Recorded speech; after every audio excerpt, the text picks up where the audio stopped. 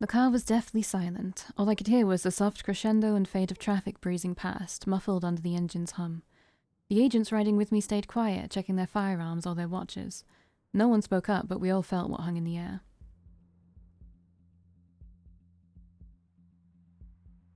After a short drive, we pulled up on an empty side road. The rest of our force was already stationed nearby, surrounding the Mavvar hideout. But it was quiet, much too quiet. Before we left the hotel, Charisse had come up to me wearing her usual stern expression.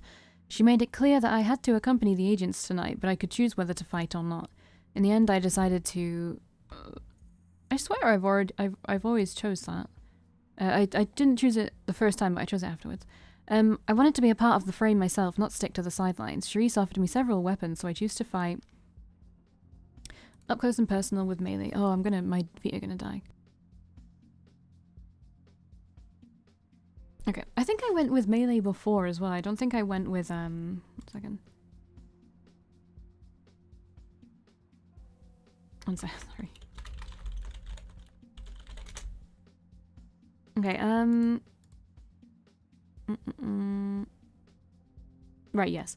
So I think I went with melee before. I went with a long pair of knives, light and sharp. It was enough to defend myself and help disable the enemy, but I hadn't been in a real fight against other vampires yet. I'd just have to trust my instincts would match theirs. What is my deal? Oops, I missed that completely. Oh, the Iscari really like me. Everyone else still likes me, like... I don't know. Everyone else likes me. Valkii. Charisse's agent stepped past me, giving a sharp nod. We're heading in. Nod and follow him. I followed the agent into the alley where more Iscari were crouched and hidden in the shadows. Earlier tonight, one of Charisse's agents had injected us with some kind of strange, potent serum. Apparently it helped to mask our scents, even from each other. I didn't know what was in it, but it seemed to work. All I could detect was the muddy presence of the others nearby, too faint to pick out individually. But the rebels, where were they? We'll wait 5 more minutes. Addressing us in a whisper, the agent motioned towards the hideout's entry. If they don't show before then, we'll force the door open and raid the interior. The others nodded, shifting in place. Even though they were trained agents, I could sense their uneasiness. 1 minute passed, then 2, then 3. No sign of the Mavvar, and the Golgotha didn't show up either. The Iscari started to shuffle impatiently. The leading agent took a step towards the door. But he froze halfway, going rigid. I strained my senses, trying to pick up any new scent, and felt something approaching at unnatural speed. Here they come. All the agents instantly stiffened, searching for the source. I felt them from all directions at once, like a circle closing in, and yet there were no sign of them until... Shapes sprang out from everywhere, from the rooftops, from the sewer entry, bursting through windows and racing off the street to surround us. Within seconds, a cataclysmic fight exploded in front of me. All I could see was gunfire and streaks of blood. Everywhere I looked, corpses were already falling, pools of blood splattering the asphalt. Shrieks and howls blended into one constant roar, and the stench of death clogged my senses. Letting my instincts take over, I charged into the clash of bodies. Before I knew it, I was slashing out with my knives, carving into the nearest enemy. A blood-curdling scream rang in my ears. I dove forward to slash again. And again. And again. I felt my body moving faster than my mind, dodging and lunging on pure reflex. Bullets grazed my sides, missing my skin by less than a hair. Everywhere I turned, figures lunged at me with claws and knives, and each time I returned their attacks, each time I splattered their acidic blood against the ground. Something slashed into my side, sending a bolt of pain through me, but I gritted my teeth and kept going. I had to keep going. The air blended into a cacophony of laughter, roars, and screams. Gleeful and horrified, like sounds rising from hell. Some vampires had already given up, turning tail and fleeing for their lives. Others were trying to claw their way to safety, only to get cut down before they could escape. Each time I blinked, I saw a different body falling down. More and more piling up on the ground in heaps of entrails, shattered bones, and crushed organs. Dead friends, dead enemies, and corpses beyond recognition. But in death, all of them looked the same.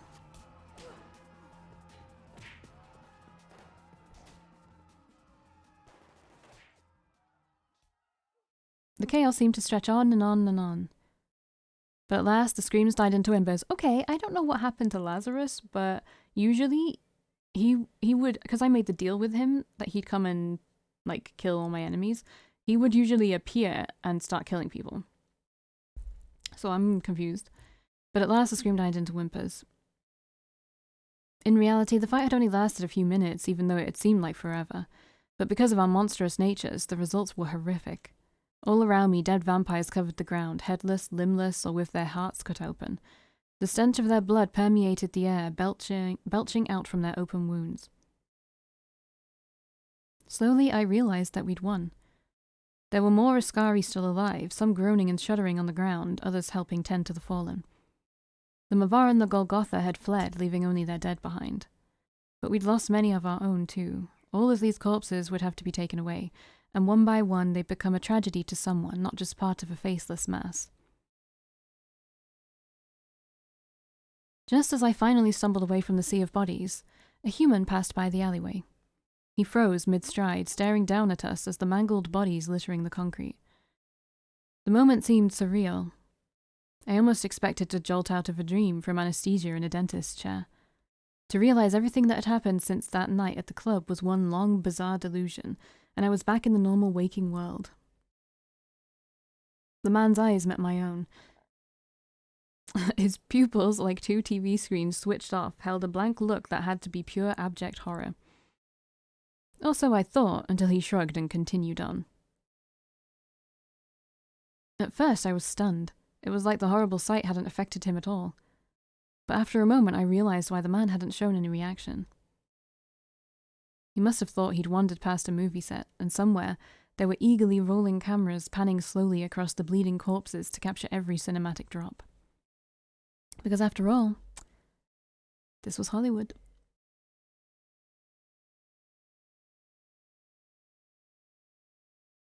If this is the ending we need to get, I'm feeling like we should get a CG from it. So what's going to happen? Because Markus is left. Glittering lights flashed outside my window, passing by in an endless stream. It wasn't too long a drive from my new apartment to the hotel. In fact, it only took a few minutes. But this time, those minutes seemed to stretch on, and I found myself impatiently shifting in the back seat, wondering why Charisse had sounded so incredibly upset. She sounded upset? It was hard to believe that several months had passed since that climactic fight. With Charisse's control firmly re-established over LA's coven, we'd settled back into an uneasy pace. At peace.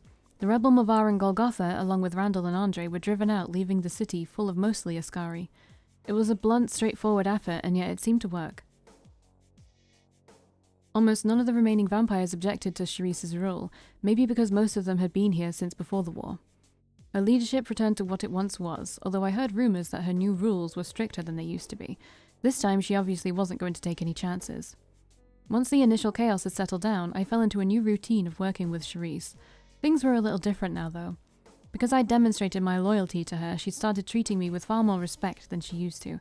The difference in our power was still evident. She gave me orders like always, and vetoed my opinions if she thought they were wrong. But now she also listened to my ideas, and seemed far more hesitant to send me into any risky situations. Recently, she'd even started to confide in me on occasion, asking me for my thoughts on matters nobody else was privy to. Somewhat worryingly, I heard rumors that a few of her older agents envied that special treatment she gave me. Though after the parking garage incident, Charisse made it plainly clear that anyone who else attacked me would meet a swift death. And as for David, he stayed with me in the hotel for a little while longer until I moved into my own place. He didn't have anywhere to sleep, so I let him share my apartment. Though little by little, he seemed to be getting less coherent. Yeah, see, I should have talked to him before I went to sleep and told him to bugger off, I think. These past few weeks, things had been remarkably calm. But a little while earlier, I'd gotten a sudden terse phone call from Charisse instructing me to come to the hotel immediately. I could only imagine what had worked her into a tizzy this time.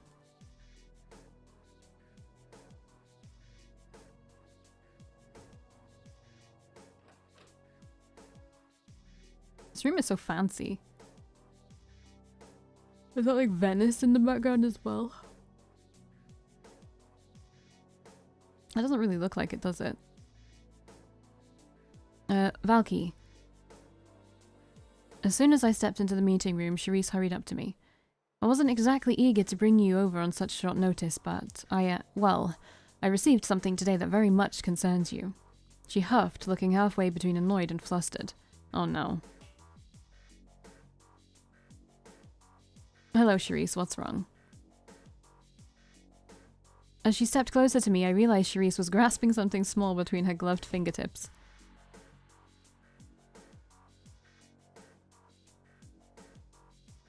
That's my sire! Why are you with him? Do you know the meaning of this? She shoved a postcard in front of me, her tone much more agitated than usual. I could barely believe the photograph I was looking at, and yet it was so very Markus-like it had to be real. As I'm sure you know, nobody's seen or heard anything of Markus since he left. But well, read the godforsaken thing yourself and you'll understand. Why are you with my sire? Like, why couldn't you introduce me to him? I don't understand. On the other side of the postcard, I saw what was unmistakably Markus's handwriting. There were a number of scratches and blotted out words, but I was able to decipher a scattered message among all the mess. From a dead man, greetings. My dearest Valkii and the Red Queen who watches over her, I do hope the two of you are still getting along famously. I've been wandering far and wide, although as you may have deduced, I have never left Hollywood. You asshole! During my travels, I found a fine companion, one who enjoys leading me to constant adventures. We've ended up in quite a few messes so far. I still haven't recovered from that encounter with the peacock and that steamed eggplant. Okay, but I wouldn't trade these memories for the world. There is a great deal left for me to explore, but I do believe I'll return one day to rejoin you both in Hollywood. For it's just about time we start over again. Okay. Alright, I mean... I don't know what to say. He's found himself a new companion. That doesn't really make me feel good. Right? Trying to make this go faster. That doesn't make me feel good. That's not a good ending. Also, I'm missing a Markus CG from the beginning. And also, it's acting like I still have white hair in the CGs. Let's see. Oh no, I'm not missing it. I was missing this one when I looked at it last night before I went to bed. But yeah, I got all of them. Obviously, I've done all of Heath's stuff. This is all spoilies if you haven't watched Heath, but you probably don't have any interest. Probably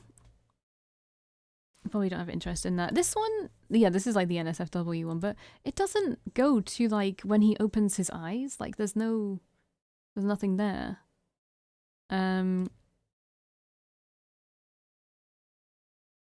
This looks like my sire. It looks exactly like my sire. I don't know. It's kind of crappy. It's like, yeah, it's fine. He's like off having fun, but so he's having fun, but he's not trying to treat his affliction. Like since he never left, and he said he had to be alone, but then he's not alone. That seems kind of shitty, Markus. I don't know. Anyway, I'm gonna go and let's go and choose the rebellion to see what happens. The next few seconds felt frozen in time. Nobody moved. Alright, let me check on my skip function. So this is my rebellion. I can't choose Randall's for some reason. I don't know why. Was it because I truly had not enough rep with him? Or was there another thing? Like, could I go, and then choose Randall? I don't know. But look, everyone fucking kind of loves me, kind of. Wait, oh sorry, I was looking at my options. Text skipping is only scene text. I've got to believe that. I'm gonna pause it and then get to new stuff. So this is the rebellion, my rebellion, ending coming up. I don't know what will change, but we'll see. I guess this is Randall's rebellion. It's so confusing, because it doesn't say Randall. I guess because Randall is not technically the leader, so it's the rebellion and not Randall. I side with Randall because he's not technically the leader, right? So I feel like I didn't get enough for my rebellion ending. I didn't get enough Mavvar for that one. He basically comes and saves me at the same point that the Iscari agent comes and saves you in the other one. And he's like, God, I'm sorry about that. Yeah, no wonder. I knew shit was going to go down, just not like that. Come on, let's get out of here before the Iscari or the Gulls pay us a visit. I got a safe ride that'll take us back. God damn, this shit's going to give me grey hairs. I don't think that's possible. With Randall sticking close to my side, we hurried to the street where a beat-up car was waiting for us. It was filled with a small group of Mavvar who eagerly peppered me with thanks and congratulations as we rode back. I couldn't remember the last time I'd had such a warm reception. I'd probably gotten used to the Iscari crowd's chilliness. But instead of riding to Santa Monica, we started driving towards the old parking garage where Randall told me a huge group had gathered. I've never sided with the Mavvar, so this is interesting. He explained that his beach house wasn't big enough to fit so many vampires, and it wouldn't be safe to send people back into the streets. He'd already set up guards around the block, and it seemed like we'd be in a defensible position for the night, but nobody knew what could happen. As soon as Randall and I stepped out of the car, a chorus of cheers rang through the garage. It doesn't really seem feasible, does it? Because I'm not a Mavvar. I've barely spent time with the Mavvar, but I sided with the Mavvar. You know, I don't have money ties with Randall. We were pleasant to each other, but it just doesn't really seem plausible, right? He hadn't been lying. It seemed like most of the city's Mavvar had turned up, with plenty of new and old faces greeting me everywhere I looked. Most of them seemed as excited as they were nervous, but in some faces I still caught glimpses of dread. We should have a talk, Valkii, to get your thoughts on. Valkii, Randall. What is it, Jack? Oh, hey, dude. Running up to us at top speed, Jack skidded to a halt, his fangs bared in a grimace. I just finished talking to some of our our spies. And well, the Iscari and the Gulls. They're gonna jump our base in Hollywood tomorrow night. Sounds like Queen Bitch is really pissed. They got a kill-on-sight order for all of us, even Valkii. Well, duh. Randall curled one hand into a fist, sinking his nails against his bandaged palm. Kill on sight? I didn't think she'd... I didn't either. But I guess we were both pretty wrong, huh?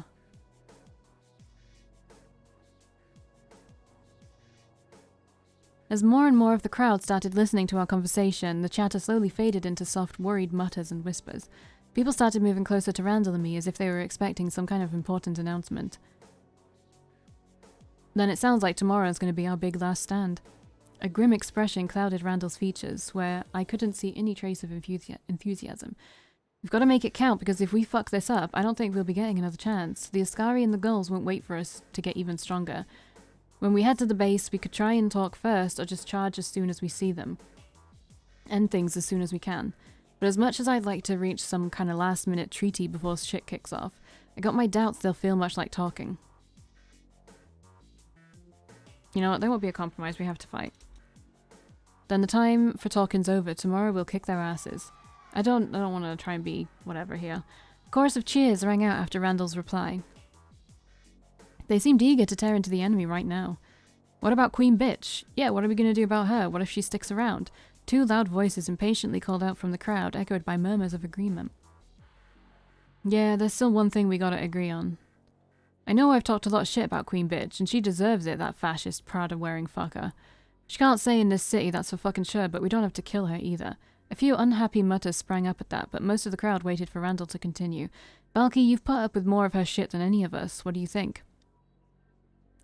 Charisse doesn't deserve to die, we should let her escape. Yeah, I'm with you there. See, Randall he's a good dude. Aggressive, in a way, but a good dude. Then we'll let her leave the city as long as she never comes back, and she better not fucking come back. Randall's words were met with cheers of approval, though they seemed a little quieter than before.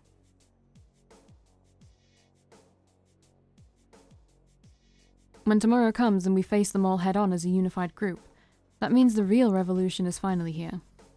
And it doesn't matter how many Iscari or Gulls there are, or how much blood we lose, or how long we have to struggle for our rights. Because nothing can stop us now. As Randall's last words echoed through the garage, a chorus of frenzied cheers and yelling surrounded us. But finally, the group began to disperse, heading off to prepare weapons or settle down for rest before morning. Randall was still standing beside me, his eyes closed in a brooding look. Are you feeling okay? Yeah, I'm fine, just thinking about tomorrow. But don't worry about me, Valkii. He smiled faintly, rubbing a hand along his forehead. Randall seemed like he wanted to be left alone, so I made my way towards a quiet-looking corner to settle my thoughts.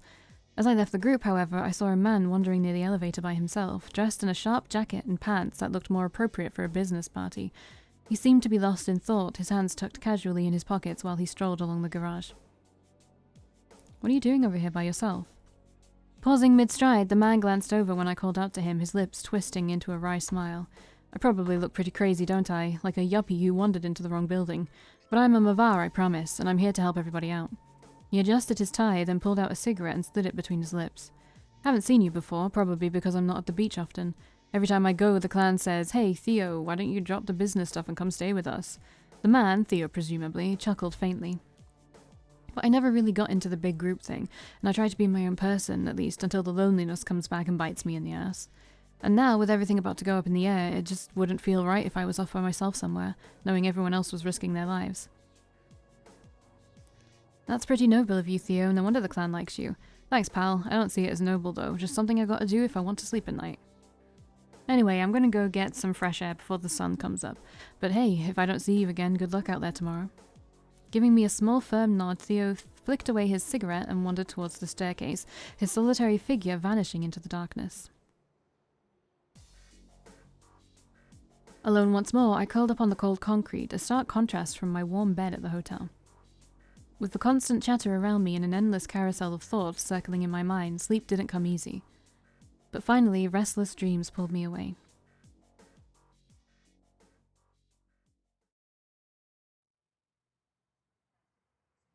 Right, is this skippable? Probably for a little bit? No. Yeah, it instantly changed to something else, okay. Mavvar lurked in the alley on either side of me, murmuring among themselves quietly. As prepared as we were, it still felt like anything could happen at any moment. But the minutes dragged on in silence. An hour earlier, we'd all left the parking garage together. No one wanted to stay behind. Some of the rebels went back to Santa Monica, setting up preparations at the house in case we needed to fall back. The rest of our group insisted I come with them, so I split off with a smaller force to defend the Mavvar hideout in Hollywood. In the end, I decided to fight in the battle myself. I wanted to be a part of the fray myself, not stick to the sidelines. Randall offered me several weapons, so I chose to fight up close and personal with melee. I went with a long pair of knives and light and sharp. It was enough to defend myself and help disable the enemy, but I hadn't been in a real fight against another vampire yet. I just have to trust my instincts would match theirs. Why is this not skippable? We were spread out in front. Oh, no, it's not. We were spread out in front of the hideout's entrance, keeping an eye out for any Golgotha or Iscari, while other Mavvar made sure passing humans didn't get too close. A street or two away, Randall was waiting with another group, ready to protect and secure our escape route if we needed it. Everyone had their weapons ready to attack on sight, but there was no sign of our enemies. Wait, what was that? Huh? What was what? That movement's like a blurry scent close by. I glanced up to see two guards at the end of the alley muttering to each other. What the hell? It's huge. It's coming this way. On the right. On the left. What the fuck are you? Get down. They dove to the ground right as two bullets flew past. At that exact moment, out of nowhere, I felt two giant presences suddenly approaching us. For a split second, everyone around me looked paralyzed, petrified in fear. It was closing in on us from both sides, thundering footsteps getting louder. Can I skip now? No. Within a sec... Yeah, okay, I can skip now. There were more rebels still alive, some groaning and shuddering on the ground, others helping tend to the fallen, so we went through the same fight. Nothing changed. The Golgotha and the Iscari had fled, leaving only their dead behind. But we'd lost many of our own too. All of these corpses would have to be taken away, and one by one they'd become a tragedy to someone, not just part of a faceless mass. Okay, now we can skip this part as well probably, because it's the same. Okay, now we're at the end. Man, cold out here tonight, isn't it? Glad I wore my fucking jacket. Kitten, can you just stay still? A quiet sigh came from beside me, breaking the silence. I glanced over at Randall, his broad figure towering over my side like it did so often. The breeze ruffled through his untamed hair, and as he lowered his head to meet my gaze, he offered me a faint, uncertain smile. It was hard to believe that 3 months had already passed. After the huge fight, we let Charisse escape the city, along with the large group of Iscari still loyal to her. The last we'd heard, she was heading down to San Diego, which had a fairly small coven and no real leader. Nothing bad could happen there, surely. As for Andre, he disappeared from the city before we could catch him, and so did Lazarus.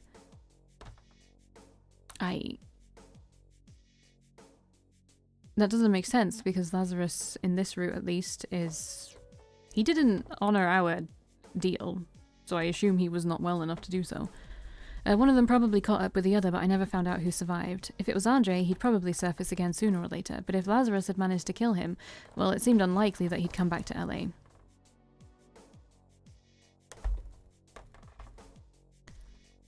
With no more strict rules in place, the Coven had settled down into a strangely easy pace.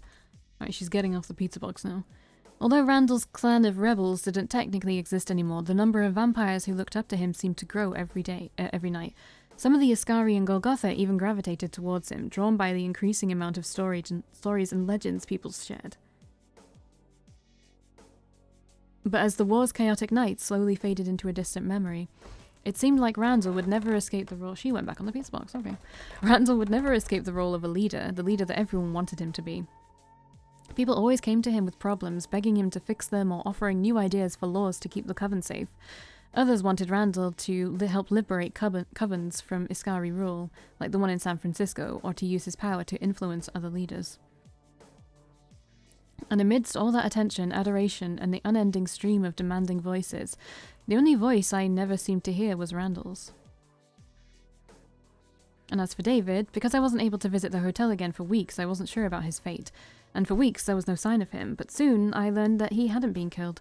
Instead, someone told me they saw him with another vampire, a man who'd apparently taken him in as a pet. After that, we never encountered each other again. But amidst all the chaos and the calm that followed, there was one person I could never truly forget. I still had the keys to Blood and Roses that he'd given me, and I decided to visit the shop regularly, keeping it clean. I think he'd get mad if we didn't.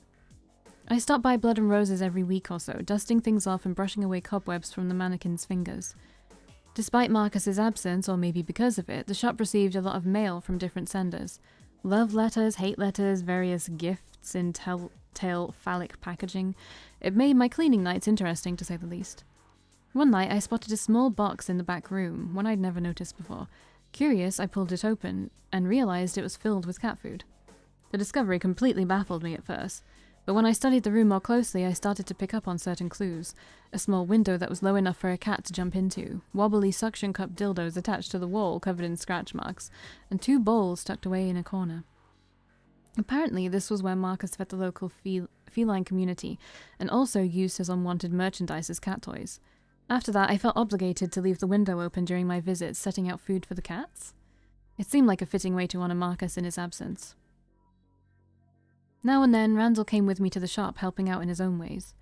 Even though he'd parted from Markus on that sour note at the club, I could tell Randall still missed him. One night, I noticed him, furtively shoving something into his pocket, and later, when I searched behind the counter, I saw that Markus's spare pair of sunglasses had gone missing. But I didn't have the heart to confront Randall about it, so I just pretended not to notice. Oh, that's sad. Even though Markus was gone, his words at the beach seemed to have had a lasting impact. A small but steadily growing clan of Mavvar had sprung up, following Markus's idea that the original clan's fear of Charisse had given her power. That wasn't all, though. They twisted his words about equality, turning it into an excuse to discriminate against other vampires who didn't share their views.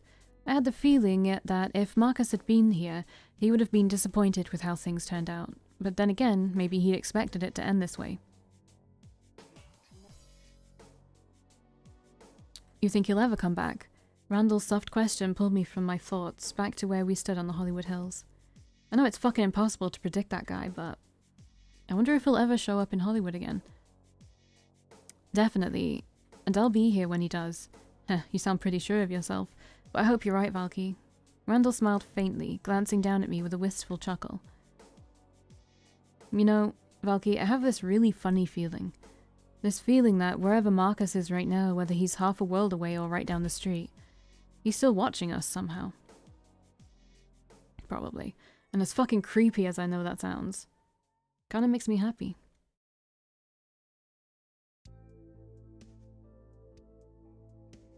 True. I wonder what Markus's special ending is going to be like, especially since I have to get Randall's special ending. Right, have to do my own rebellion. That makes sense for Randall because he doesn't seem to ever want to be a leader. You know, so my own rebellion and me becoming the leader or whatever, that would make sense. Okay, so I'm done with Markus's route for now. But I will probably be done with Randall's route before all of Markus's videos go up, so you will still get the last Markus ending before I start uploading the Randall route, I guess. Even though no one asked for that, I'm going the extra mile so that you guys can see the special Markus route, and I guess if you wanted to see my reactions to that's there as well. So yeah, I will be back in the next video because I'm not gonna get the Golgotha ending with Markus. It's just gonna be the same kind of thing, I feel like. I mean, if you want me to, there's not gonna be any more CGs. The last CG will be his special ending CG. But if you want me to show you the other endings, I mean, I don't really see the problem with going through and trying to get the My Rebellion one. You know, it'll just be a lot of skipping and trying to get reputation with everyone up.